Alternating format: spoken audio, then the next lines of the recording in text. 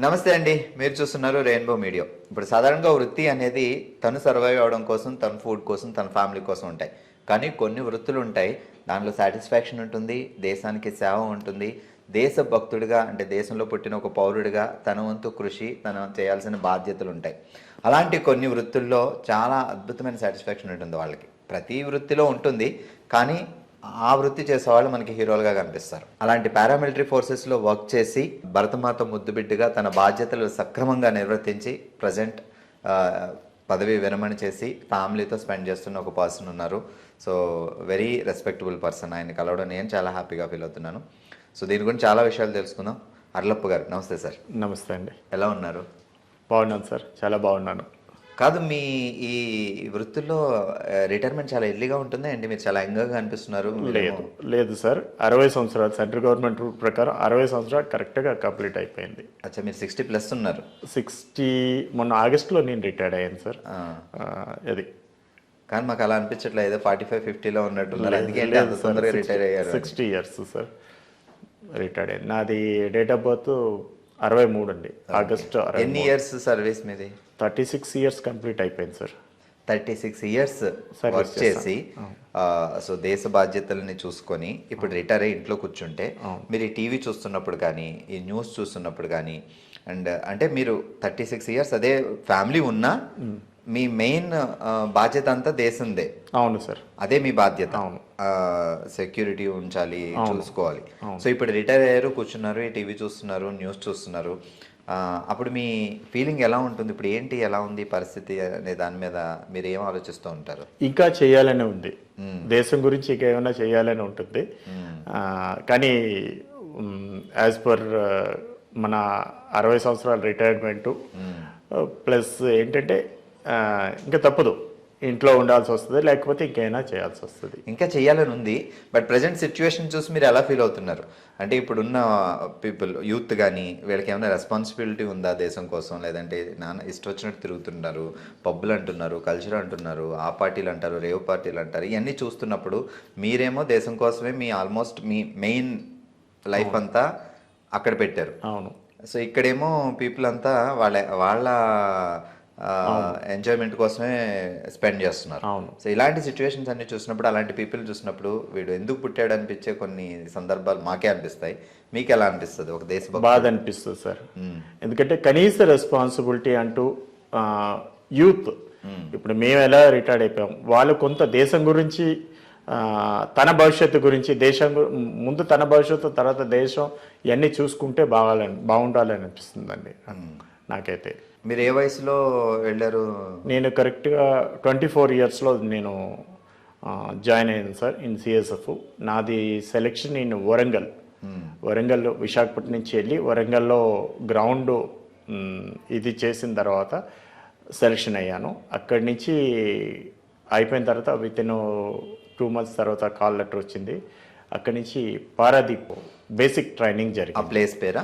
పారాదీప్. అంటే ఈ training centres ఉన్నాయండి సిఐఎస్ఎఫ్ కంటూ ప్రత్యేకంగా, ఇండస్ట్రియల్ ట్రైనింగ్ గురించి అని కానీ, లేకపోతే ట్రైనింగ్ సెంటర్స్ ఉన్నాయి ఇక్కడ. కనీసం ఒక 5-6 ట్రైనింగ్ సెంటర్ ఉన్నాయి. నాకైతే పారాదీప్లో 9 months ట్రైనింగ్ జరిగిందండి.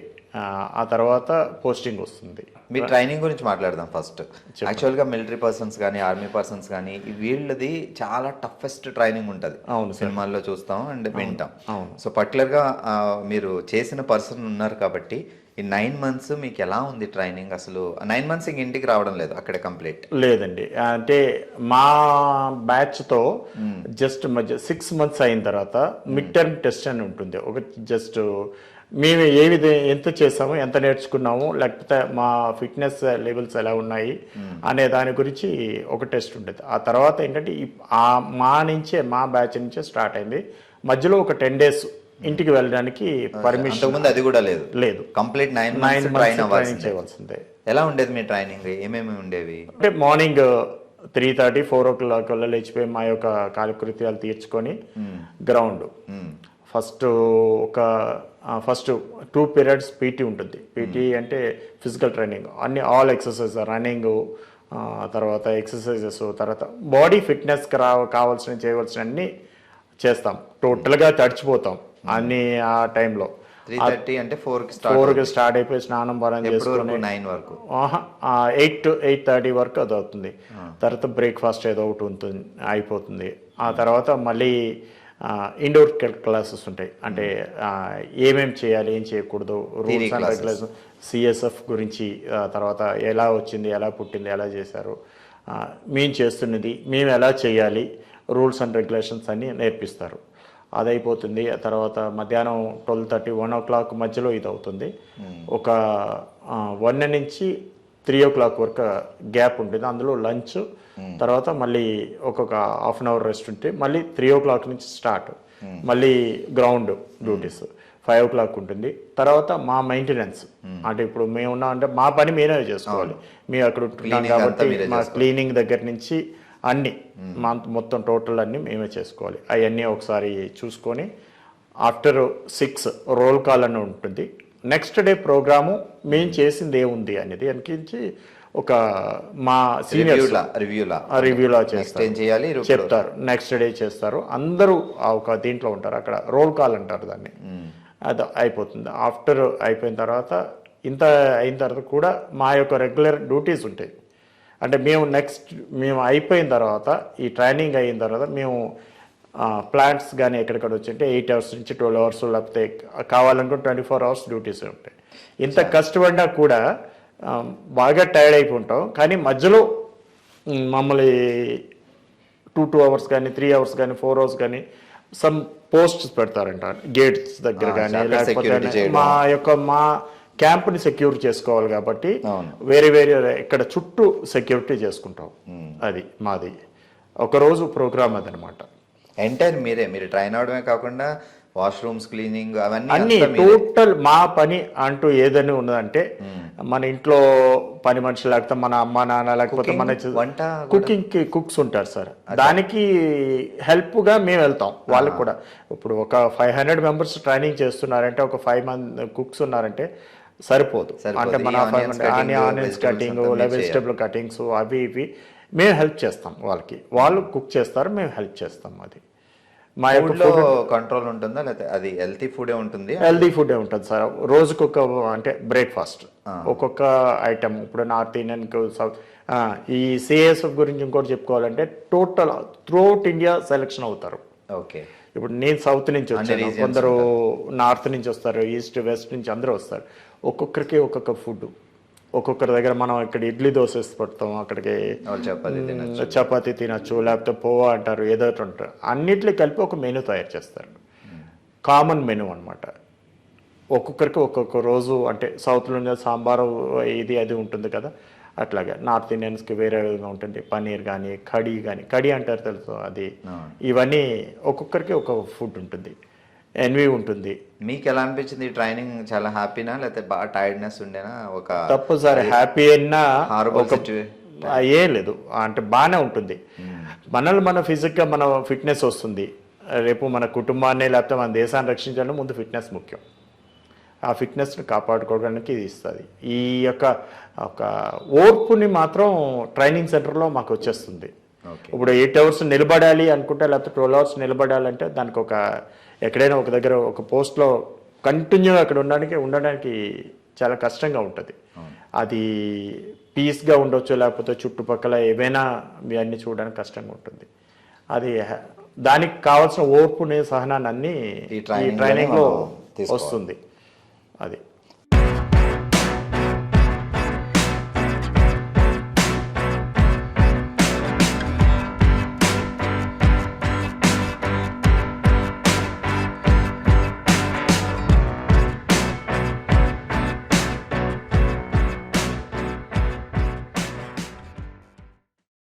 మీరు అన్నారు ఇంతకు ముందు, ఇప్పుడు మీరు వర్క్ చేసింది సిఎస్ఎఫ్, అలానే బిఎస్ఎఫ్ ఉంది, ఇలా చాలా ఉన్నాయి. పారామిలిటరీ ఫోర్సెస్ అని మీరు అన్నారు. అసలు ఏంటి, ఏమేమి ఉంటాయి ఇప్పుడు ఇందులో ఈ ఒక 6 forces ఉన్నాయండి. ముందుగా నేను సిఐఎస్ఎఫ్ చెప్తున్నాను, నేను చేసింది. తర్వాత BSF, CRPF, ITBP, Sashastra Seema Bal అదొకటి, అస్సాం రైఫిల్. ఇవి 6 కలిపి సిఏపిఎఫ్ అని తయారు చేస్తారు. ఒక 10 years పైన అయిపోయింది ఇంచుమించు. ఇప్పుడు ఏంటంటే ఒకప్పుడు సిఐఎస్ఎఫ్ నుంచి చేసింది ఓన్లీ ఇండస్ట్రియల్స్కి ఉండేది. Industrial sector, public sector undertakings ఏవే ఉన్నాయో లైక్ స్టీల్ ప్లాంట్స్ ఉన్నాయి, లేకపోతే ఎయిర్పోర్ట్స్ మధ్యలో వచ్చిందండి. మన కాందార్ అటాక్ అయిన తర్వాత ఎయిర్ ఫోర్స్ని సిఐఎస్ఎఫ్కి బాధ్యతలు అప్పచెప్పారు. అంతకు ముందంతా ఇండస్ట్రియల్ సెక్యూరిటీ అంటే స్టీల్ ప్లాంట్స్ అవ్వండి, పోర్ట్ ట్రస్ట్లు అవన్నాయండి, కోల్ మైన్స్ అవనియండి, ఆయిల్ సెక్టర్స్ అవనియండి, లైక్ ఓఎన్జీసీ. కోల్ మైన్స్ వాటికి అటాక్ చేసే సందర్భాలు ఏమైనా ఉంటాయి సార్, దాంట్లో ఉంటుంది. దాన్ని అంటే ఎవరైనా ఎలా విధంగా చేయొచ్చు. ఈ దొంగతనాలు అన్నది ఎక్కువ ఉంటుంది. నాదరైజ్ మైనింగ్ చేస్తారు. కోల్ మైన్ అంటే చుట్టూ మనకేం కనిపించదు, అంటే అంత కోల్ మైన్స్ ఉంటాయి. దాన్ని చేస్తున్నప్పుడు అది దాన్ని తవ్వుతూ ఉంటారు, వెళ్తూనే ఉంటుంది అది దానికి సెక్యూరిటీ, దాని యొక్క ఎక్విప్మెంట్స్ కానీ హెవీ మెషినరీ ఉంటుంది, దాని యొక్క ఎక్విప్మెంట్స్ వెరీ కాస్ట్లీ ఉంటాయి. దొంగతనం అనేది ఎక్కడ సెక్యూరిటీ చాలా అవసరం డెఫినెట్గా. దానికి coal mines, oil sectors, steel plants ఇట్లా ఉన్నాయి. కాదు, ఇప్పుడు ఈ పారామిలిటరీ ఫోర్సెస్ లో మీరు 6 ఫోర్సెస్ చెప్పారు. అవును. సో అది మన చాయిసా? లేదు ఇప్పుడు చేస్తున్నారండి. ఇప్పుడు ఈ సిఏపి చేసిన తర్వాత మొత్తం ఒక నోటిఫికేషన్ ఇస్తారు. ఇన్ని వేల పోస్టులు ఉన్నాయి, అందులో డివైడ్ సిఎస్ఎఫ్లో ఇంత ఉంది, బిఎస్ఎఫ్లో ఇంత ఉంది, దాన్ని మనం అప్లై చేసుకున్నప్పుడు ఆ ర్యాంక్ వస్తుంది కదా, దాన్ని బట్టి చదివినప్పుడు మేము చదివినప్పుడు నా 10th క్లాస్ క్వాలిఫికేషన్ సార్. అప్పుడైతే 8th క్లాస్ క్వాలిఫికేషన్ సరిపోయేది. ఒక యాజ్ ఎ కానిస్టేబుల్గా జాయిన్ అవ్వడం 8th సరిపోయేది. ఇప్పుడు 10th క్లాస్ యాజ్ ఎ కానిస్టేబుల్గా. అప్పుడు మీ సిఐఎస్ఎఫ్కి వెళ్తాను, బిఎస్ఎఫ్కి వెళ్తాను, అది మీ చాయిస్ కాదు. అంటే అప్పుడు నోటిఫికేషన్ సిఎస్ఎఫ్లో పడుతున్నాయి, పలానా ఓపెన్ రిక్రూట్మెంట్ ఉండేది. ఓకే. నేను వరంగల్ వెళ్ళాను, అక్కడ లైన్ పెట్టుకొని హైట్ వెయిట్ ఇవన్నీ చూస్తారు కదా, మామూలుగా మీరు చూస్తుంటారు నార్మల్గా.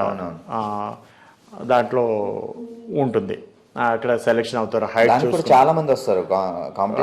నేను సెకండ్ అటెంప్ట్లో సెలెక్ట్ అయ్యాను సార్. నేను ఫస్ట్ అటెంప్ట్ శ్రీకాకుళం వెళ్ళాను, హెచ్ఆర్ అండ్ శ్రీకాకుళం దగ్గర పబ్లిక్గా గ్రౌండ్లో పెడితే చాలా జనాలు ఎక్కువైపోయి తోపులు వేసుకొని కొట్టుకున్న పరిస్థితి, అంటే పడిపోయినట్టు అది. అయితే అప్పుడు హెచ్ఆర్లోని శ్రీకాకుళం పోలీస్ గ్రౌండ్ ఉంది, అక్కడ సెలెక్ట్ చేశాడు. అక్కడ నేను అవ్వలేకపోయాను. తర్వాత మళ్ళీ నా ట్రయల్స్ నేను అక్కడ వరంగల్ వెళ్ళాను. నెక్స్ట్ ఇయర్ 87లో శ్రీకాకుళం ట్రై చేస్తాను, 88లో వరంగల్ వెళ్ళి సెలెక్ట్ అయ్యాను సార్. అక్కడ ఎందుకు ఈ సైడ్ రావాలనిపించింది? ఇంట్లో ఫాదర్ ఏం వర్క్ చేసేవాళ్ళు? ఫాదరు చాలా, నా తరపు నుంచి మేము చాలా పూర్ ఫ్యామిలీ అండి. ఫాదర్ తాపీ మేస్త్రి, నాకు ఒక 2 అక్కలు ఉన్నారు, నేను, అమ్మ, అబ్బాయి. నేను ఒక్కడే అబ్బాయిని. అమ్మ తర్వాత మా ఫాదర్, ఒక అమ్మ, వీళ్ళందరూ పోషించే బాధ్యత అంతా మా నాన్నగారి మీద ఉండేది. అమ్మగారు వర్క్ చేస్తారు, ఇంట్లో ఉండేవారు అమ్మగారు. అది ఆయన కష్టపడడం, మా అక్కలకి మ్యారేజ్ ఆయనే చేశాడు. నేను ఒక 10th క్లాస్ వరకు Saint Peter high school Gnanapuram అక్కడ చదువుకున్నా అండి. అది అయిపోయిన తర్వాత నాన్నగారు వర్క్ చేసేటప్పుడు మీరు కూడా వెళ్ళేవారా? లేదు, ఆయనకి ఏంటంటే అప్పట్లో ఉన్న పరిస్థితులు బట్టి ఆయనకి ఏమైనా హెల్ప్ చేయగలిగితే చేసేవాళ్ళని. 10th క్లాస్ అయిన తర్వాత ఏదో చిన్నవి ఆ రోజుకి. బట్ ఆయన గ్రేట్.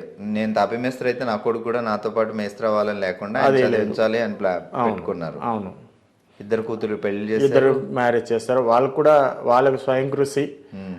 తర్వాత అప్పట్లో ఉన్న పరిస్థితి జాబ్లు అంటే కొద్దిగా ఈజీగా దొరికేది. వాళ్ళు కూడా పెద్దక్క అయితే SSLC ఉండేది అప్పుడు, చిన్నక్క SSC. నేను జాబ్లు చేస్తున్నారు, 2 రిటైర్డ్ అయిపోయారు, నా మీద పెద్దవాళ్ళు. బట్ జాబ్లు గవర్నమెంట్ జాబ్స్ వచ్చాయి. హౌస్ వైఫ్ కాకుండా జాబ్ చేస్తారు, రిటైర్డ్ అయిపోయారు. వాళ్ళు పెద్దక్క అయితే ఒక 7 years, మాకు గ్యాప్ ఎక్కువ, మాకు మధ్య 7 years 5 years తర్వాత నేను. అర్లప్ప అంటే ఏంటి సార్ మీనింగ్? ఎందుకు అది మిషనరీ. అప్పుడు నేను క్యాథలిక్ అండి, రోమన్ క్యాథలిక్. చర్చ్లో జీసస్ ఫాలోవర్ అనమాట అర్లప్ప అనే. అది ఆయన జీసస్ ఫాలోవర్ పేరు అర్లప్ప, నాకు పెట్టారు. మా తాతగారి పేరు, ఆయన పేరు నాకు పెట్టారు అనమాట. ఆయన కూడా అర్లప్ప. అది నాన్నగారి పేరు యాంటోనీ అండి. ఓకే, అవి పేర్లు తెలుసు. బట్ ఈ అర్లప్ప ఒకటి నాకు తెలిసి మా డిపార్ట్మెంట్లో అర్లప్ప అనే పేరు ఎవరికి నాకు కనిపించలేదు. ఫస్ట్ టైం అయితే నార్త్ సైడా లేకపోతే సౌత్ లేకపోతే వేరే నార్త్ నుంచి ఏమన్నా పేరా అనుకున్నాను. అవును, కాదండి, నేను ప్రాపర్ విశాఖపట్నంలో పెరిగాను. 24 years విశాఖపట్నం జ్ఞానపురంలోనే ఉన్నాను. ఆ తర్వాత ఈ వృత్తిపరంగా బయటికి ఇంకా తిరుగుతూనే ఉన్నాను. ఎప్పుడు ఎవరు మీకు ఇన్స్పిరేషన్ లైక్ ఈ ఫోర్సెస్ లోకి రావాలి ఎగ్జామ్ రాయాలి అనేది ఇంట్లో అంటే నాన్నగారు లేరా field లో? అప్పుడు ఏంటంటే నాకు అప్పట్లో ఏంటంటే ఇన్స్పిరేషన్ కాదు, ముందు నాన్నగారికి నేను ఏ విధంగా హెల్ప్ చేయగలను. అప్పుడు గవర్నమెంట్ జాబ్లు, సెంట్రల్ గవర్నమెంట్ జాబ్లు ఇవి ఎక్కువ చేయాలి. అవేవి దొరికేవి, అదే ఇలాగ ట్రైనింగ్స్. ఇప్పుడు 10th క్లాస్ జాబ్లో అంటే దొరకడానికంటే కష్టం. అందులో నా వెనకాతల నన్ను ప్రోత్సహించడానికి ఎవరు లేరు. ఆయన ఒకటి ఏంటంటే నాకేమైనా హెల్ప్ చేయగలరా మీరు అనే దీంట్లో ఉన్నారు. ఆయన తెచ్చేది తక్కువ, మమ్మల్ని ముగ్గురిని ప్లస్ ఇంట్లో అందరినీ చూసుకొని ఆయన చేసుకున్న దానికి నాకేమైనా హెల్ప్ దొరికితే బాగుండు అనే దీంట్లో ఉండేవారు. మా యొక్క ఒపీనియన్ కూడా అలా ఉండేది. మా నాన్నగారు కష్టపడుతున్నారు, అక్కలు ఉన్నారు, ఇది ఏదైనా చేయగలిగితే అప్పట్లో 10 రూపాయలు అంటే చాలా ఎక్కువ. అది కూడా ఒక రోజుకి ఒక 10 రూపాయలు తెచ్చుకుందామన్నా బాగుండేది. అలా ఉండేది అనమాట. దీన్ని బట్టి ఇందులో ఇటు వెళ్దామని మీ ఆలోచన. అప్పుడు లక్కీగా ఈ నోటిఫికేషన్స్ పడడం, అప్పుడు అంటే ఏదో భర్తీ అనేవారు, లేకపోతే ఏదో అనేవారు, అట్లా వెళ్ళడం జరిగింది. మీకు పెళ్ళి అయిన తర్వాత వెళ్ళారు? నాకు పెళ్ళి అయిపోయింది సార్. పెళ్ళి అయిపోయిన తర్వాత చిన్న పాప 1.5 year 2 years 1.5 year అనుకుంటాను. సో మీ వైఫ్ కూడా ఎంకరేజ్ చేశారా? పర్లేదు ఇలాంటి మరి బాధ్యత జాబ్ ఉంటుంది, వాళ్ళకి ముందే మెంటల్గా ప్రిపేర్ అయ్యాం. అంటే మేము అయిపోయాం. బాధ అంటూ ఉంటుంది, అది తప్పదు. మరి వెళ్ళాను. అప్పుడైతే చాలా ఇదిగా ఉండేది, భయం కూడా ఉండేది. ఇంట్లో పిల్ల వదిలేసి, తల్లిదండ్రులు వదిలేసి, అందరినీ వదిలేసి ఒక 9 months అంటే అప్పుడు ఇవన్నీ తెలియదు, ఇంత ట్రాన్స్ఫర్స్ ఉంటాయి, ఇలా ఉంటాయి అనేది తెలియదు. బట్ ఒకటి తెలిసింది ఏంటంటే జనాలకి, మిలిటరీకి కానీ నేవీకి కానీ వీళ్ళు వెళ్తున్నారు సెక్యూరిటీగా అంటే వాళ్ళు తిరిగి వస్తారు అనే నమ్మకం అయితే పెట్టుకునేవాళ్ళు కాదు. దేశం కోసం ఏం చేసినా ఓకే అని పంపించేవాళ్ళు. అవును, అది డిఫెన్స్ సెక్టర్లు ఉన్నాయి చూసారు, వాళ్ళ దేశం కోసం అంటే అక్కడ వాళ్ళది వేరు డిఫెన్స్. దీంట్లో మాది ఇంటర్నల్ అనమాట. దీంట్లో ఇది వస్తామని తెలుసు, కాకపోతే ఇంటికి దూరం అనేది మాత్రం కన్ఫామ్. అంత టఫ్ కాదు. అవును, మాదైతే ఇంకా బెటర్ ఫోర్స్ అనమాట. అంటే ప్రాణహానికి కొద్దిగా తక్కువ. బార్డర్ సెక్యూరిటీ ఫోర్స్ వీటితో కంపేర్ చేసుకుంటే మేము ఒక సివిలియన్స్ మధ్యలో ఎక్కువ ఉంటాం. ఈ సిఐఎస్ఎఫ్ అనేది ఇంచుమించు సిటీ అంటే జనాలు అందరూ ఉండేటట్టు ఉండే ప్లేస్లో ఉంటాం. అది సో అట్లా జర్నీ అయింది సార్. కాదు, వన్స్ స్టార్ట్ చేసిన తర్వాత ఫ్యామిలీ ఉంది వెనకాల, టఫ్ అనిపించి బ్యాక్ రావాలి లేదంటే అనిపించేది సార్, చాలా అనిపించేది. కాకపోతే మాకు ఒక అదృష్టం ఏంటంటే మా ఫోర్సెస్ సిఐఎస్ఎఫ్ ఏంటంటే ఎక్కడికి వెళ్ళినా క్వార్టర్స్ దొరుకుతాయి. అంటే అందరికీ దొరకదు, కొంత పర్సంటేజ్ క్వార్టర్స్ దొరుకుతాయి. ఫ్యామిలీకి పెట్టుకోవడానికి అవకాశం బాగుంటుంది. అక్కడ గవర్నమెంట్ తరఫు నుంచి క్వార్టర్స్ దొరుకుతాయి, మేము తీసుకెళ్ళిపోవచ్చు. అదే ఒక ఇది ఉంటుంది, నేను అప్లై చేసుకోవాలి. గవర్నమెంట్ క్వార్టర్ అలాట్ అయిన తర్వాత నేను ఫ్యామిలీ తీసుకెళ్ళాలి. వితౌట్ గవర్నమెంట్ అలాట్మెంట్ అవ్వకుండా, వితౌట్ డిపార్ట్మెంట్ పర్మిషన్ లేకుండా నేను ఫ్యామిలీని పెట్టుకోవడానికి లేదు. ఓకే, అది. సో ఓవరాల్గా మీరు ఈ ఫీల్డ్లోనే ఉన్నారు కాబట్టి సిఐఎస్ఎఫ్లో కానీ వేరే దాంట్లో కానీ సో చాలా ఇన్సిడెంట్స్, ఎమోషనల్ ఇన్సిడెంట్స్ జరిగి ఉండొచ్చు మీ సర్వీస్లో ఉన్న టైంలో. మీ ఫ్రెండ్స్లో కానీ సంథింగ్ ఈ బార్డర్ సెక్యూరిటీ ఫోర్స్కి వెళ్ళినప్పుడు, లేదంటే వేరే అటాక్స్ జరిగినప్పుడు, దీంట్లో పార్టిసిపేట్ చేసినప్పుడు అలాంటి ఇన్సిడెంట్స్ ఏమైనా ఉన్నాయి మీ 36 years సర్వీస్లో? నా సర్వీస్లో అంటూ నేను అట్లాంటి ఎక్కువ ఏం చూడలేదు సార్. అంటే మా డిపార్ట్మెంట్లో అట్లాంటి అంత భయంకర జనాల మధ్యలోనే ఉంటారు కాబట్టి. బట్ వేరే ఫోర్సెస్, మీ పారామిలిటరీ ఫోర్సెస్లో వేరే వాళ్ళ ఫ్రెండ్స్ అట్లా ఉంటారు కదా, అలాంటి సిచ్యువేషన్స్ అంటూ నాకేం ఎదురుపడలేదు సార్. కాకపోతే ఇవి చూసాం, పుల్వామా అటాక్ కానీ సిఆర్పిఎఫ్ వాళ్ళది, తర్వాత ఇట్లాంటి ఉండే ఆర్టికల్ 371 అప్పుడు కానీ మేము అన్ని డ్యూటీస్ చేసాము. పుల్వామా అటాక్ అంటే రీసెంట్ కాబట్టి అప్పుడు మీరు వర్క్ చేశారు. అవును. ఏంటి సార్ అసలు ఆ సిచ్యువేషన్ ఎలా ఉండింది అప్పుడు? ఏది Pulwama attack? Article 371 government implement చేస్తుంది అనేసి పెట్టారు. మమ్మల్ని అందరినీ మొత్తం త్రూఅవుట్ ఇండియా అన్ని ఆల్ ఫోర్సెస్ని అక్కడ ఏ విధమైన అరాచకాలు కానీ, లేకపోతే ఏ విధమైన అటాక్ కానీ, ఏదైనా అవ్వడానికి కానీ అవకాశాలు చాలా ఎక్కువ. కానీ అందుకని గవర్నమెంట్ డెసిషన్ తీసుకుని టోటల్ ముందే జమ్మూ కాశ్మీర్ అంతా అంటే ఎక్కడెక్కడ ఇది అనేది డిప్లాయ్మెంట్ చేస్తారు. ఎవ్రీ 50 meters 10 meters 15 metersకి ఒక ఆర్మ్డ్ ఫోర్స్ మెంబర్ మాత్రం డెఫినెట్గా రోడ్డు మీద కనిపించేవారు. ఏ సిచ్యువేషన్ అయినా ఎట్లాంటి సిచ్యువేషన్ అయినా అక్కడ చేయగలగడానికి, దాన్ని ఏ విధంగా జరగకుండా ఉండడానికి మాత్రం దానికి సంబంధించి ఫోర్స్ మాత్రం డిప్లాయ్ అయిపోయి ఉంచారండి. ఆర్టికల్ 370 అప్లై చేసిన తర్వాత ఏ విధమైన గొడవలు కానీ ఏమీ జరగలేదు. అది. సో మీ త్రూ అవుట్ సర్వీస్లో మీరు ఫేస్ చేసిన టఫెస్ట్ సిచ్యువేషన్స్? చాలా ఉన్నాయి సార్. ఇట్ల నుంచి వదలడం ఒక టఫెస్ట్. పిల్లల్ని నేనైతే అంటే నా అనుభవంగా చెప్పుకోవాలంటే రౌర్కెలా స్టీల్ ప్లాంట్లో నేను చేసేటప్పుడు నేను ఇంటికి వచ్చి మళ్ళీ వెనక్కి వెళ్ళేటప్పుడు అలెప్పి బొకారో ఇప్పుడు కూడా ట్రైన్ నడుస్తుంది, దాంట్లో అది బొబ్బిలి దగ్గర క్రాస్ అవుతుంది. లీవ్ వచ్చి వెళ్తున్నప్పుడు ఇంటి నుంచి యూనిట్కి వెళ్ళేటప్పుడు ఆ రెండు క్రాస్ అయినప్పుడు ఇక్కడిని దిగి అందులో వెళ్ళిపోయి ఇంటికి వెళ్ళిపోవాలని చాలా బాధ. ఎందుకంటే పిల్లలు అంటే అప్పటికి క్వార్టర్స్ దొరక పిల్లలు తల్లిదండ్రులు అందరూ తీసుకోవడం అవి. ఇంకా డ్యూటీస్లో అయితే 8 hours 12 hours ఎప్పుడు నైట్ డ్యూటీస్ ఘోరంగా ఉంటాయి. నా యొక్క రెస్పాన్సిబుల్ ప్లేస్లో ఏ విధమైన అన్టువర్డ్ ఇన్సిడెంట్స్ ఏమీ జరగకూడదు, అలా చూసుకోవడం ఇవన్నీ జరిగేవి. అది ఎంటైర్ ఎంత మొత్తం రెస్పాన్సిబిలిటీ మీదే ఉంటుంది అంటే ఇప్పుడు నేను last place BDL Kanchanbagh, Bharat dynamics related Kanchanbagh. అదొక సెన్సిటివ్ ఏరియా, అంటే హెవీ, అంటే ఏ విధంగా చెప్పాలి,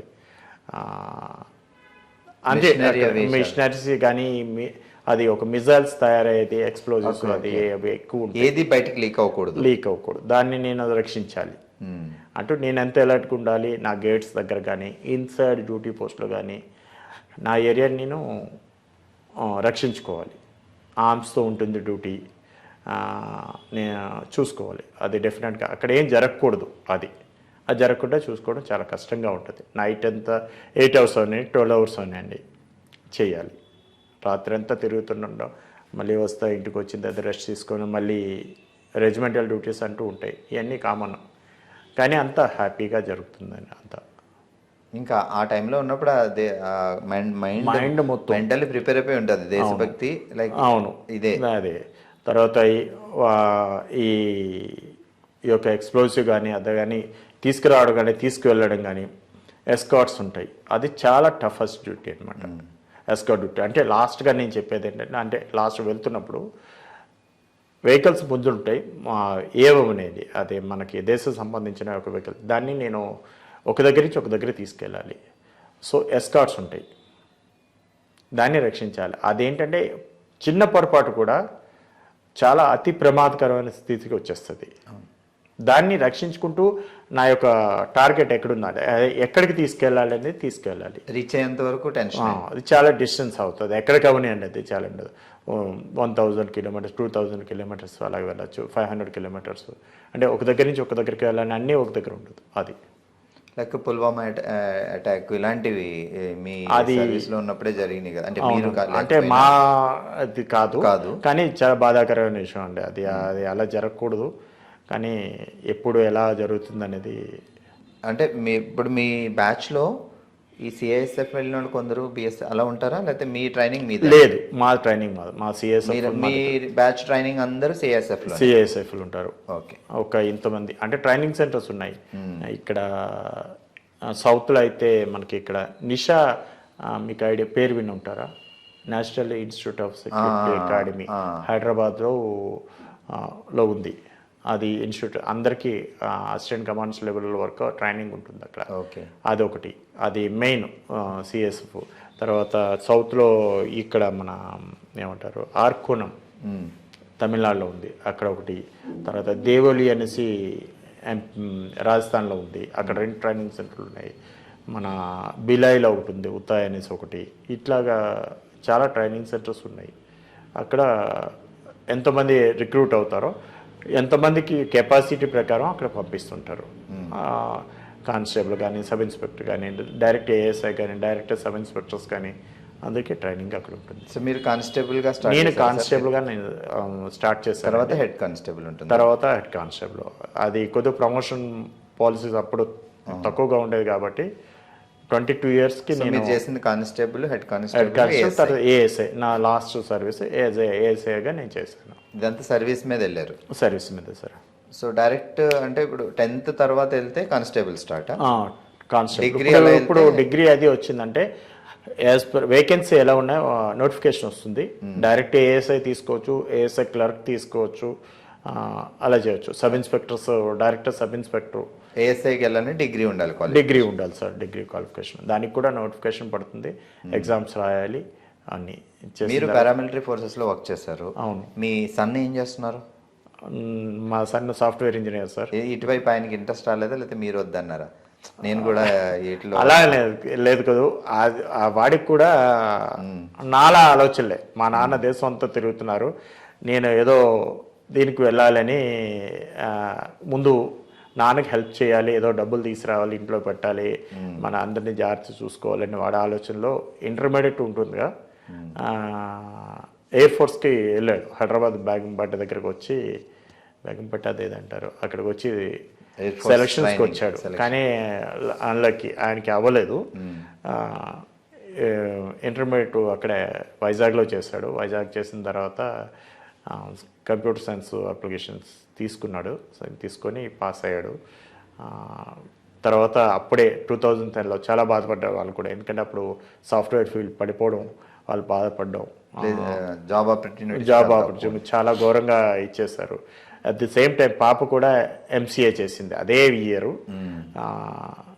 వాళ్ళు కూడా అదే చేసుకొని పాప బ్యాంకింగ్ సైడ్ వెళ్ళిపోయింది, సాఫ్ట్వేర్ పడిపోయింది అనేసి వీడు సాఫ్ట్వేర్లో ఉన్నాడు.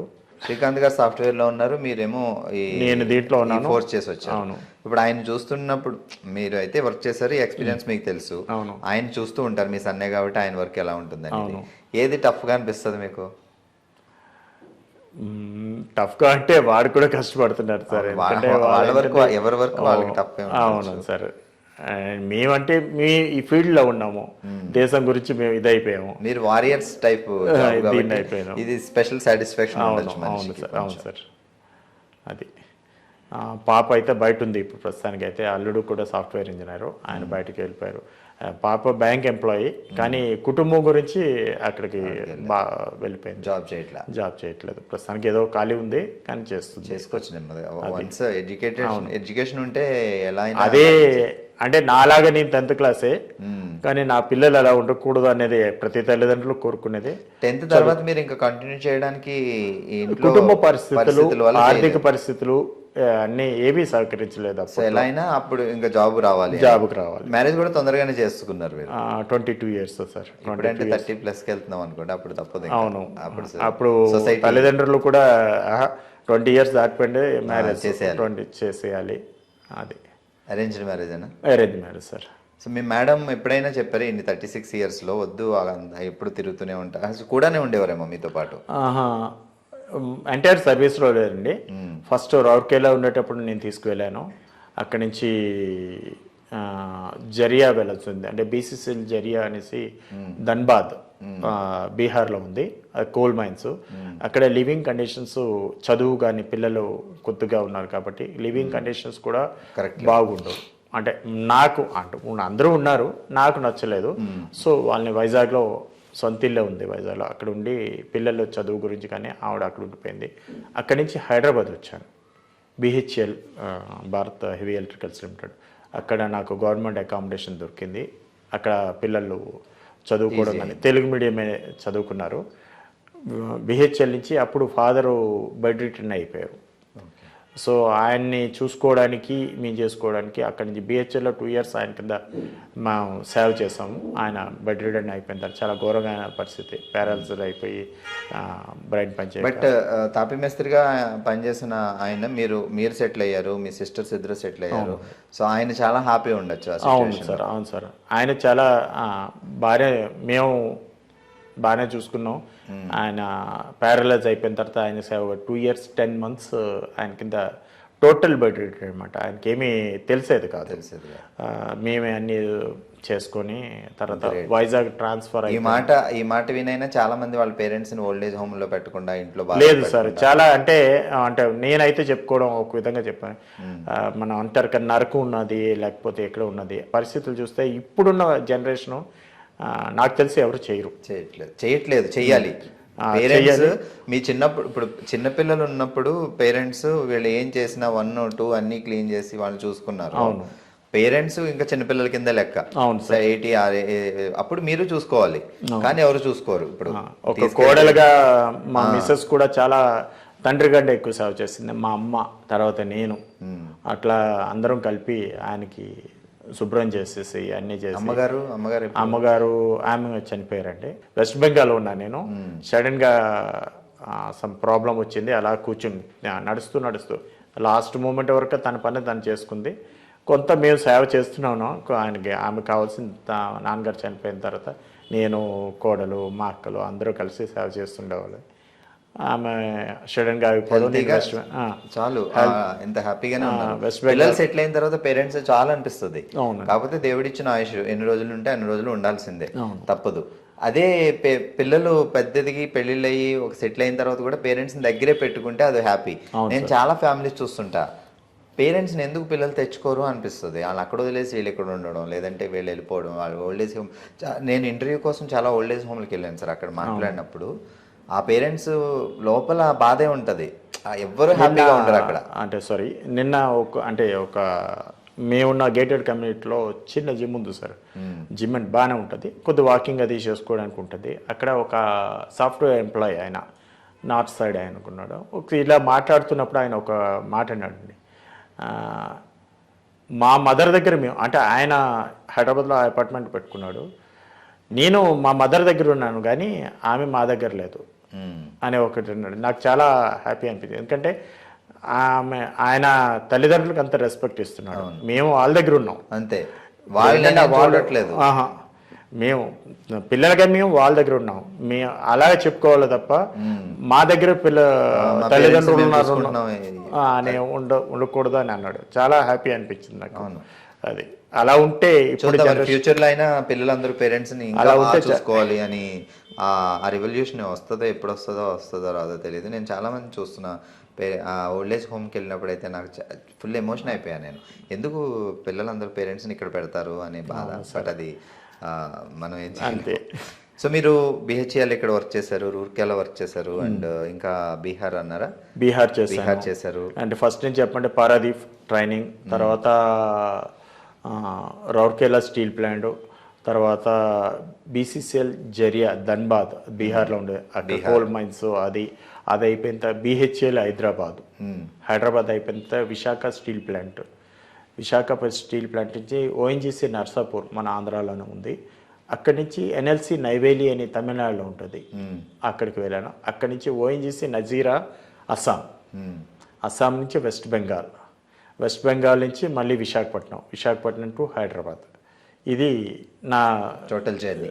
ఎన్ని ప్లేసెస్లో మీరు బాగా టఫ్గా అనిపించిన ప్లేస్? బీహార్ సార్. బీహార్లో ఏది, ఎక్కడ? Coal mines sir. Coal mines అంటే అక్కడ వే ఆఫ్ పీపుల్ కానీ అక్కడ ఉండడానికి లివింగ్ కండిషన్స్ మాత్రం చాలా ఘోరంగా ఉంటాయి.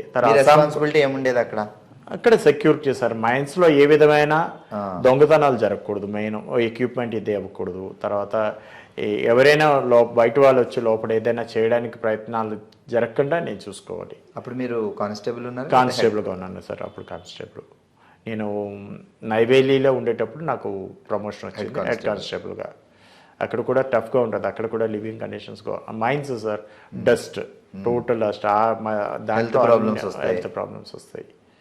అక్కడి నుంచి ONGC Nazira Assam, climate conditions అయితేనండి, అక్కడ ఉన్న వాళ్ళ కల్చర్ వేరు, మనది వేరు. అక్కడ అది అలా ఉంటుంది. అక్కడ ఎన్ని ఇయర్స్ చేశారు? అక్కడ 4 years చేశాను సార్. సో 4 years చాలా టఫ్. 4 years అక్కడి నుంచి రావడానికి ఇబ్బందిగా ఉండేది. 2 years 2 days ఇంచుమించు జర్నీ ఉండేది. అది ట్రైన్ సార్. అప్పుడు అంటే మాకు ట్రైనే ఉండేది, అది ట్రైన్లో ట్రావెల్ చేసేవాళ్ళం. బాగా దేవుడిని నమ్ముతారా సార్, లేకపోతే అలా ఏం లేదు? నన్ను నేను నమ్ముకుంటాను సార్. దేవుడు కూడా మన పనిని మన వెనకాల దేవుడు మనకు సహాయం చేస్తూనే ఉంటాడు. సో మన యొక్క పని మనం ముందు చేస్తే ఆయన మనకి హెల్ప్ చేస్తున్నాడు. మనం పని చేయకుండా దేవుడా అంటే మనకి కాదు, సగం మనం లాగాలి. ఇంకా ఎండ్ పాయింట్లో ఇంకా లాగలేకపోతున్నాం రా, ఆయన సహా మన మనస్ఫూర్తిగా మన పని చేస్తే అది ముందుకు వెళ్తూనే ఉంటుంది సార్, అదేమీ ఆగదు, ఆయన సహాయం ఎప్పుడూ ఉంటుంది. అది ఇప్పుడు ప్రజెంట్ ఉన్న సిచ్యువేషన్లో ఉన్న పీపుల్కి లైక్ 10th క్లాస్ తర్వాత, ఇంటర్ తర్వాత, డిగ్రీ తర్వాత వీళ్ళకి ఇటువైపు రావాలి అనుకునే వాళ్ళకి మీరు ఈ సిఎస్ఎఫ్ కానీ బిఎస్ఎఫ్ కానీ పారామిలిటరీ ఫోర్సెస్ చేయాలి అనుకునే వాళ్ళకి ఎలా ఏంటి మీరు ఇచ్చే సహాయం? బాగుంటుంది సార్, రావచ్చు. అది ఏంటంటే దేశం సేవ చేసినట్టుంటుంది.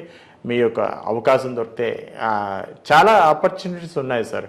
కానిస్టేబుల్గా జాయిన్ అవ్వచ్చు, జాయిన్ అయిన డిగ్రీ ఉంటుంది. ఇప్పుడు అందరూ ఇంచుమించు డిగ్రీ హోల్డర్స్ ఉన్నారు, అందరూ డిగ్రీ హోల్డర్స్ వస్తున్నారు. అవకాశం దొరుకుతున్నప్పుడు అప్లై చేసుకోవడం. ఇంకా పై పోస్ట్కి వెళ్దాం, సబ్ ఇన్స్పెక్టర్, ఏఎస్ఐ పడుతుంటాయి, ఏఎస్ఐ క్లర్క్ పడుతుంది, ఏఎస్ఐ జీడీ డ్యూటీస్ పడుతుంది, జనరల్ డ్యూటీస్, తర్వాత సబ్ ఇన్స్పెక్టర్ డ్యూటీస్ పడుతుంటాయి. దానికి అప్లై చేసుకొని మీ యొక్క కృషి చేస్తే మాత్రం డెఫినెట్గా వన్స్ డిపార్ట్మెంట్లోకి వచ్చింది, ఆ డిపార్ట్మెంట్ గురించి తెలుస్తుంది బాగా. ఎలా చేసుకుంటే నేను ఎలా ప్రిపేర్ అయితే నేను ముందుకు వెళ్ళగలను అనే దాన్ని చూసుకుంటే మంచి ఫ్యూచర్ ఉంటుంది సార్. ఈ ఎంటైర్ ఫీల్డ్ లో మెన్స్ అయినా సరే ఉమెన్స్ కూడా ఎక్కువ ఉంటారు. ఉమెన్స్ కూడా ఉన్నారు మా డిపార్ట్మెంట్ లో, ఉమెన్స్ కూడా. ఎయిర్పోర్ట్స్ లో మీరు చూస్తుంటారు, ప్లాంట్స్ లో చూస్తారు. ఇప్పుడు ఎయిర్పోర్ట్స్ కూడా సిఎస్ ఉంటుందండి. అవును, బాగుంటుంది. అది పర్సంటేజ్ ఉంటుందా దాంట్లో కూడా ఉమెన్స్ కి ఇంత? పర్సంటేజ్ అంటే వస్తారు కదా సార్, ఉంటుంది సార్. అంత కొంతమంది వస్తారు. అక్కడ రిక్వైర్మెంట్ ఎంత ఉంది, ఉమెన్స్ ఎంతమంది తీసుకోవచ్చు. అక్కడ ఒక ప్లాంట్ ఉంది అనుకోండి, ఒక ప్లాంట్లో ఎంతమంది ఉన్నారు దాన్ని బట్టి ఎంత లేడీస్ వెళ్తారు. ఇప్పుడు ప్లాంట్లో అందరూ జెంట్స్ ఉంటారు కదా, అక్కడ అందులో లేడీస్ ఎంతమంది వెళ్తున్నారు, దానికి ఎంత మా లేడీస్ స్టాఫ్ ఎంత రిక్వైర్మెంట్, వాళ్ళు చెకింగ్ కానీ ఫ్రిస్కింగ్ కానీ వాళ్ళు చెక్ చేసుకోవడం కానీ వాళ్ళు ఏం చేయకుండా చూడాలంటే ఉంటుంది. వాళ్ళకి కూడా సేమ్ ట్రైనింగ్, లేడీస్ కూడా ఏం ఎక్సెప్షన్ ఏం లేదు. సేమ్ జెంట్స్కి ఎలా ట్రైనింగ్ అవుతుందో అలాగే ట్రైనింగ్ చేస్తారు. ట్రైనింగ్ అంతా సేమే ఉంటుంది. అవును, బట్ అన్ని చోట్ల ఉండదు, మిగతా ఫోర్సెస్ లో ఉండకపోవచ్చు. నేను చూసానండి, సిఆర్పిఎఫ్ వాళ్ళు కూడా అంతే, ఉమెన్స్ ఉన్నారు, అందరూ ఉన్నారు. అది సో మీ అంటే ఈ 36 జర్నీలో మీకు ఫ్రెండ్స్, మీకు హెల్ప్ చేసిన వాళ్ళు అండ్ మీతో పాటు రిటైర్ అయిన వాళ్ళు, మీరు ఇప్పుడు డైలీ రెగ్యులర్గా మాట్లాడుకుంటాం సార్, ఎలా ఉన్నారు, ఏం చేస్తున్నాం, రిటైర్డ్ అయిపోయాము. కొందరు ఏం చేస్తారు, కొందరు ఆరోగ్యం సహకరిస్తుంది, కొందరు ఇప్పుడు అందరూ ఒకేలా ఉండడం అవ్వదు కదా.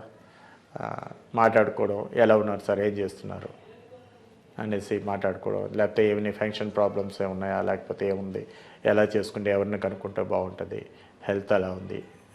గవర్నమెంట్ తరఫు నుంచి సిజిహెచ్ఎస్ హాస్పిటల్స్ ఉంటాయి, ఆ కార్డ్ తీసుకొని దానికి వెళ్ళడం, ఎక్కడ దగ్గరలో ఉన్నాయి చూసుకోవడం. సో మొత్తానికి తాపీ మేస్త్రి గారి అబ్బాయి మళ్ళీ అటువైపు వెళ్లకుండా మీ పట్టుదల కృషితో ఒక వే ఏర్పాటు చేసుకున్నారు. దాంతోపాటు దేశానికి కూడా కొంచెం హెల్ప్, బాధ్యతగా వర్క్ చేశారు. అండ్ ఇప్పుడు పిల్లల్ని సెటిల్ చేశారు. హ్యాపీ వాళ్ళ కృషి సార్ అది. పిల్లలు సెటిల్ అయ్యారంటే పిల్లలు అంటే పేరెంట్స్ థ్రోయింగ్ ఉంటుంది, అది మేము చేస్తారంటే వాళ్ళు కష్టపడ్డారు. ఇప్పుడు మేము వెనక బ్యాక్గ్రౌండ్ ఏంటంటే ఇప్పుడు అందరూ తల్లిదండ్రులు నాలాగే ఉండాలి, నాకన్నా బాగుండాలని పుష్ చేస్తూ ఉంటారు, అంతా చేస్తుంటారు. పిల్లల కృషి లేకపోతే వాళ్ళు ముందుకు వెళ్ళాలి. మేము జస్ట్ వెనక నుంచి పుష్ చేసాం, వాళ్ళు కష్టపడ్డారు సార్ ఇద్దరు. ఈవెన్ మీ వృత్తిలో కూడా మీ ఫ్యామిలీ సపోర్ట్ ఉంది కాబట్టి మీరు 36 ఇయర్స్ కంప్లీట్ చేసి రాగలిగారు. లేదు అంటే మధ్యలోనే ఎప్పుడో ఇంకా లేదు ఇది చేయలేము అనిపించి బ్యాక్ ఒక స్టెప్ వేస్తే ఆగిపోయేది సార్. సో తర్వాత రకరకాల టెన్షన్ స్టార్ట్ అయిపోయి, ఏదైనా సరే కొంచెం కష్టపడితే ఇంకొంచెం ముందుకెళ్ళిపోవచ్చు అనే ఫీలింగ్ ఉండాలి మనకి. ఏ వృత్తిలో అయినా కష్టం ఉంటుంది కానీ కష్టం కదా వెనక్కి వెళ్ళాలి, అంతే కదా. మీ ఎక్స్పీరియన్స్ లో శుభ్రంగా ఏంటంటే కష్టపడాలి, దాని తగ్గ తిండి తినాలి. ఈ చెప్తుంటారు కదా, ఇప్పుడు జనరేషన్ ఏంటంటే ఏదేదో అనుకుంటారు. నా పాలసీ ఏంటంటే శుభ్రంగా తినాలి, దానికి తగ్గ శారీరక శ్రమ చేయాలి. అలా చేస్తే ఆ ఫిట్నెస్ లెవెల్స్ అలాగే ఉంటాయి. ఏదో ఉపవాసాలు చేసి లేకపోతే ఇంకేదో చేసి ఏం చేయకుండా కూర్చుంటాడు. మా అబ్బాయిలు సాఫ్ట్వేర్ ఉన్నారు, వాళ్ళకి నేను ఏదో చెప్తాను, కొద్దిగా మీరు చేస్తుందా లెగ్స్ అండి, కొద్దిగా ఏదో ఒకటి చేయండి, ఓకే.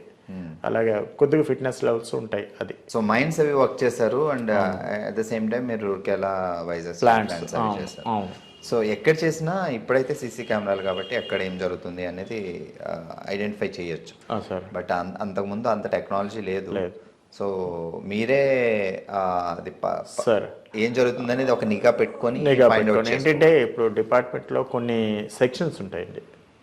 ఇప్పుడు మేము సెక్యూరిటీ వింగ్లో ఉన్నాం. సెక్యూరిటీ వింగ్లోనే ఒక ఇంటెలిజెన్స్ వింగ్ అనే ఉంటుంది. అంటే వాళ్ళు మీలా సివిల్ డ్రెస్ వేసుకొని తిరుగుతూనే ఉంటారు. ఓకే, ఇన్ఫర్మేషన్ గ్యాదర్ చేస్తారు బయట లోపల ప్లాంట్ గురించి. తర్వాత ప్లాంట్ కొంతమంది ఉంటారు. మా దీంట్లోనే ఉంటారు. వాళ్ళు గ్యాదర్ చేస్తుంటారు. దానికి సంబంధించి ఇప్పుడు స్టిల్ కూడా ప్రతి ఒక్కరు ఒక ఐఎన్టీఎస్ సార్, ఇంటెలిజెన్స్ పీపుల్. ఒక మన దేశం గురించి ప్రతి ఒక్కరు ఒక ఇది. ఇప్పుడు మనం ఉన్నాం అనుకోండి, మీరు కూడా ఏదో ఇన్ఫర్మేషన్స్ కావాలి, ఏదైనా బాధ్యతగా పౌరుడిగా ఏంటంటే ఎక్కడైనా ఏదైనా ఎవరైనా ఏదో చేయబోతున్నారు దేశానికి కానీ మీ గురించి కానీ దేని గురించి ఏం చేయాలంటే మీకు తెలిసిందనుకో, మీరు జస్ట్ రిపోర్ట్ వస్తుంది, ఏదో ఒక రిపోర్ట్ అది గ్యాదర్ చేసుకుంటూ ఉంటారు. రిపోర్ట్స్ వస్తాయి, చేస్తారు. అంటే ఇప్పుడు మైన్స్ అవన్నీ అనుకుని కొన్ని టఫ్ సిచ్యువేషన్ అది వదిలేండి, లైక్ స్టీల్ ప్లాంట్ ఇలాంటి వాటిలో కొంచెం వర్క్ ఈజీగానే ఉండొచ్చు. అవును, పెద్దగా అంత అవును, డేంజరస్ సిచ్యువేషన్ అయితే ఉండదు కదా సార్, అంతేనా? ఉంటుందండి, అక్కడ కూడా ఉంటుంది. థెఫ్ట్ అనేది ఎక్కడైనా ఉంటుంది. దాన్ని కంట్రోల్ చేయడం, థెఫ్ట్ అనేది అది ఏ విధంగా ఉన్నది, చిన్నది అవనేయండి లేకపోతే పెద్దది అవనేయండి, మంచి ఏది విధంగానేనండి, అది ఉంటుంది ఎక్కడైనా. దేశంలో దేశంలో కాదు ప్రపంచం మొత్తం 2 ఆపలేం. వ్యభిచారం, 2 దొంగతనం, ఈ రెండిట్లో ఎవరు ఆపలేరు. వాళ్ళ మార్పు తీసుకురాలేము ఎంత చేసినా, అంత అవి 2 అవి ఎప్పుడు టఫే, దాన్ని ఎప్పుడు ఉంటుంది, దాన్ని కంట్రోల్ చేసుకోవడం అంతే. ఇప్పుడు టెక్నాలజీ పెరిగింది కాబట్టి సీసీ కెమెరాస్ అవి కూడా ఉంటుంది. సీసీ కెమెరాస్ ఓన్లీ మన ఫోకస్ ఉంటుంది, లోపల ఏం జరుగుతుంది ఎక్కడ నిఘా మాత్రం డెఫినెట్ గా ఉంటుంది. కాన్ఫిడెన్షియల్ ఉంటాయి కాబట్టి చాలా ఉంటాయి సార్. సో మీ ఈ సిచ్యువేషన్ టఫ్ ఉంటుంది sir. Okay sir, thank you so much sir. Entire me 36 years చాలా ఫాస్ట్గా అయిపోయిందా లేకపోతే టఫ్గా అయిందా?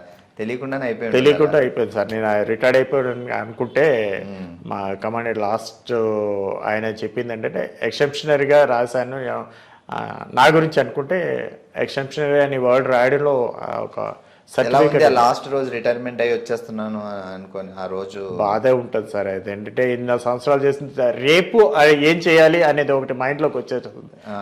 నాకేం లేదు. ఇప్పుడు మార్నింగ్ అప్పటి వరకు రోజు ఈ పీటీ పీరియడ్ డ్యూటీస్ అన్ని అందరితో కలిసి డ్యూటీ చేస్తూ ఉంటాము. లాస్ట్ డే అయిపోయిన తర్వాత నెక్స్ట్ డే మార్నింగ్ ఏంటంటే అప్పుడు అయిపోయింది మొత్తం. ఆ రోజు మార్నింగ్ 6 o'clock లేకపోతే ఏదో లేచిన తర్వాత ఏం చేయాలి ఇప్పుడు అనేది వచ్చేస్తుంది. తర్వాత ఇంట్లో పిల్లలతోని వాళ్ళతోనే అంతా కలిసి దాన్ని మార్చుకోవాలి. అది లేకపోతే ఓపుకుంటే ఇంకెక్కడైనా ఏదైనా అది నా యొక్క ఎక్స్పీరియన్స్ చేసుకోవచ్చు సార్. ఆపర్చునిటీ ఉంటాయి కానీ ఏజ్ ఫ్యాక్టర్ వస్తుంది ఒకటి. 60 years తర్వాత అనేది ఒకటి ఏజ్ ఫ్యాక్టర్. అందరూ ఆరోగ్యంగా ఉంటారని లేకపోతే ఆ ఏజ్కి కొంత డౌన్ అవుతుంది. ఆ తర్వాత ఒక 5 years ఇంకా బాగుంటే ఇంకో 5 years చేస్తారు, తర్వాత మళ్ళీ ఏది వస్తుంది. దాన్ని బట్టి చూసుకోవాలి. దానికి సంబంధించి ఉంటున్నాయి అవకాశాలు. ఎక్స్పీరియన్స్ ఉంది కాబట్టి చేస్తున్నారు, మా వాళ్ళు చేస్తున్నారు. నాకన్నా ముందు రిటైర్డ్ అయిన వాళ్ళు కొంతమంది అక్కడక్కడ అందరూ అన్ని విధాలుగా చేస్తున్నారు. అందరూ చేయకపోయినా కొందరు అది అవకాశాన్ని బట్టి చేసుకుంటున్నారు. సో మేబీ ఇంట్లో ప్రాబ్లమ్స్ ఉంటే చేసేవాళ్ళు కొంతమంది. అవును, అవన్నీ ఉంటాయి. ఖాళీగా ఉండలేక చేసేవాళ్ళు కొంతమంది. అవును, ఉంటుందండి. Thank you sir. హ్యాపీగా ఎంజాయ్ చేయండి ఫ్యామిలీస్తో. పిల్లలు మనోళ్ళు కూడా ఉన్నారా? ఇంకా ఇద్దరు మనోళ్ళు, అంటే బాబుకి 2 పాపకి 2. ఓకే, హ్యాపీగా 4 మనోళ్ళతో వాళ్ళు బయట ఉన్నారు. వీళ్ళిద్దరితో మాత్రం ఓకే టైం స్పెండ్ చేసుకోవచ్చు. రోజులు పడిన కష్టం. అవును సార్. థ్యాంక్ యూ అండి, thank you so much. Thank you sir. Right.